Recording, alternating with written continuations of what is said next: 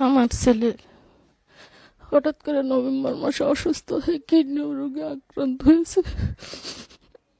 সে এখন মুমূর্ষু অবস্থা, দুটি কিডনি ড্যামেজ হয়ে গেছে।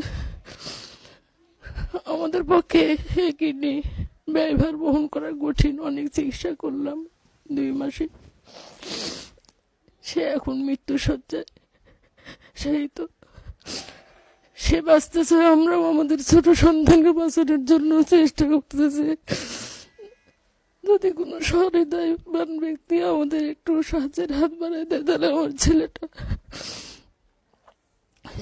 হয়তো বা বেঁচে যাবে। আমি আপনাদের কাছে দোয়া প্রার্থী। আমার ছেলে মিনহাজুল আরেফিন গত নভেম্বর মাস থেকে কিডনি রোগে আক্রান্ত হয়ে চিকিৎসাধীন আছে। বর্তমানে সে বগুড়া জিয়াউর রহমান মেডিকেল কলেজ ও হাসপাতালে ভর্তি ছিল। এখন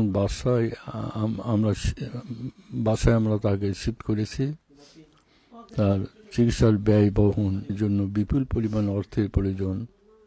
এই অর্থ আমাদের মতো মধ্যবিত্ত পরিবারের পক্ষে বহন করা সুকঠিন। সে বাঁচতে চায়। সুতরাং সচ্ছল সহৃদয় ব্যক্তিগণের নিকট আমার অনুরোধ, আপনারা যদি কিছু কিছু আর্থিক সাহায্য করেন, তাহলে হয়তো ছেলেটার জীবনে বেঁচে যায় এবং আমরা আপনার উপকৃত হই।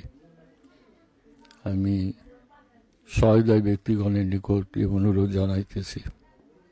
আমি মোহাম্মদ মিনহাজুল আরেফিন হঠাৎ করে কিডনি রোগে আক্রান্ত হয়ে অসুস্থ হয়ে পড়ি।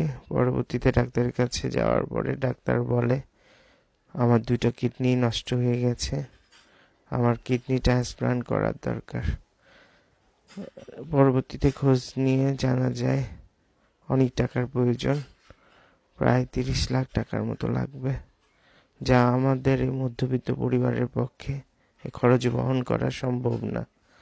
তাই সদয় আশায় সবার প্রতি বিনীত অনুরোধ, আমাদেরকে সাহায্য করুন। এখন সাহায্য ছাড়া অন্য কোনো অপশন নেই। আমি বাঁচতে চাই, বাঁচার জন্য যা করার চেষ্টা করে যেতে পারি সর্বোচ্চ। আপনারা অনুগ্রহ করে সাহায্য করুন।